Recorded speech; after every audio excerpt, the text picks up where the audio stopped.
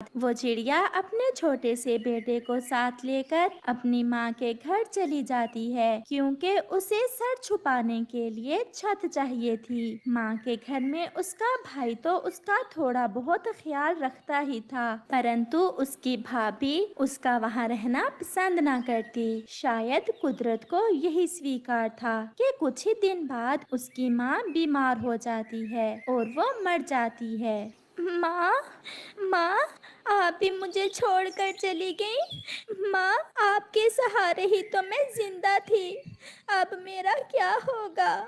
मनहूस, चुप कर जा। पहले अपने पति को खा लिया और अब इस घर में कदम रखते ही अपनी माँ को मार दिया। रोटी तो मिल रही है तुम्हें इस घर में, और तुम क्या चाहती हो?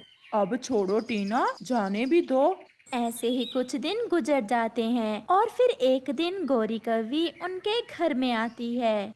आओ आओ गौरी, क्या लोगी, चाय या ठंडा? चाय ही पी लेती हूँ। मैं तो अफसोस करने आई थी, माँ जी का पता चला था। अब यहाँ बैठे बैठे हमारी तरफ क्या देखे जा रही हो? अपने बेटे को यहाँ बैठा कर जाओ और रसोई में मेरी सहेली के लिए एक कप चाय बना कर लाओ। मैं अभी ले आती हूँ चाय। रानो चिड़िया रसोई में चाय लेने चली जाती है। अब ये यहाँ कब तक रहेगी?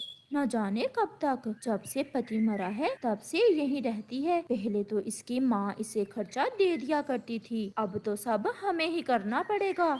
सहेली, तुम अपने पति से कहो कि अपने माता पिता की जायदाद अपने नाम लगवा ले। कहीं ऐसा न हो कि बाद में ये मनहूस अपना हिस्सा मांगने लगे।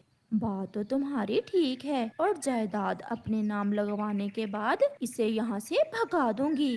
अब जब तक जायदाद अपने नाम नहीं लगवा लेते, इस मनहूस से थोड़ा प्यार से बात करना। ऐसी मासूम शक्ल वाली बड़ी होशियार होती हैं। भाभी, मैं एक कप आपके लिए भी ले आई हूँ। बैठो बैठो रानो, आप भी हमारे पास ही बैठ जाओ। ये मेरी सहेली है गौरी कवि, बता रही है कि कल ही ये अपना हिस्सा अपने भाइयों को देकर आई है।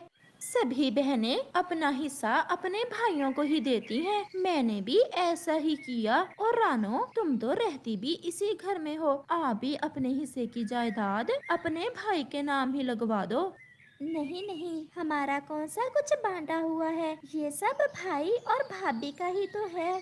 फिर भी रानो, मैं भी यही सोच रही हूँ कि आज तुम्हारे भाई से बात करूँगी और ये काम भी कर ही लेते हैं। तुम्हें काहे की चिंता, इतना तो ख्याल रखते हैं तुम्हारे भाई तुम्हारा। इस काम में देर न करना। ऐसा कहते हुए गौरी कवि वहाँ से चली जाती है। रात को जब टीना का पति घर आता है तो उसकी पत्नी टीना उससे कहती है, सुने जी, मैंने सोचा है रानों के हिस्से की जो जायदाद है वो आप अपने नाम ही लगवा लें। ऐसी भी क्या जल्दी है? वो कौन सा हमसे अपना हिस्सा मांग रही है? क्या पता कल मांग ले, और इसमें बुरा ही क्या है? मैंने भी तो अपना हिस्सा अपने भाइयों को ही दिया है। तुम्हारे पास था ही क्या, एक घर ही तो था। जो भी था, मैंने अपना हिस्सा अपने भाइयों को दे दिया। ऐसे अगले दिन रानो चिड़िया का भाई कुछ पेपर लेकर आता है और अपनी बहन से कहता है, रानो, ये हमारी जायदाद के पेपर हैं। तुम्हारी भाभी चाहती है कि मुझे सब बता दिया था भाभी ने। आप बताएं कहाँ साइन करना है? यहाँ और यहाँ। और फिर ऐसे उसकी बहन उन जायदाद के पेपर्स पर अपने साइन कर देती है और उसका भाई खुशी खुशी वो पेपर्स लेकर चला जाता है। क्या तुम्हें इस बात का कोई दुख तो नहीं है कि तुमने अपना हिस्सा अपने भाई को दे दिया? नहीं नहीं भाभी, मैं तो आप दोनों को खुश देखना चाहती हूँ। तुम्हारे भाई बहुत अच्छे हैं, तुम्हारे साथ साथ तुम्हारे बेटे को पाल रहे हैं, और वो भी मुफ्त में। ये सुनकर रानो चिड़िया अपना सर झुका लेती है। कुकू के पापा जब बीमार हुए तो सारा पैसा उनके इलाज पर लग गया और हमने अपना घर भी बेच दिया। पता है, मुझे सब पता है। चलो, हमें भी तो घर में किसी काम वाले की जरूरत होती ही है। अच्छा है तुम घर के काम भी कर देती हो और तुम्हें रहने को जगह भी मिली हुई है। मैं थोड़ी सैर करने जा रही हूँ, मेरे आने तक घर की सफाई अच्छे से कर देना। हो सकता है शाम को मेरी एक सहेली आए। जी भाभी, मैं घर साफ कर दूंगी। टीना घूमने चली जाती है। उसकी सहेली गौरी कवि उससे मिलती है। क्या लगवा ली सारी जायदाद तुम्हारे पति ने अपने नाम? लगवा ली है, वो तो नहीं मान रहे थे, मैंने ही समझाया उन्हें। तो फिर कोई बहाना बनाकर निकालो उस मनहूस को अपने घर से। अब तुम्हें उससे क्या मतलब?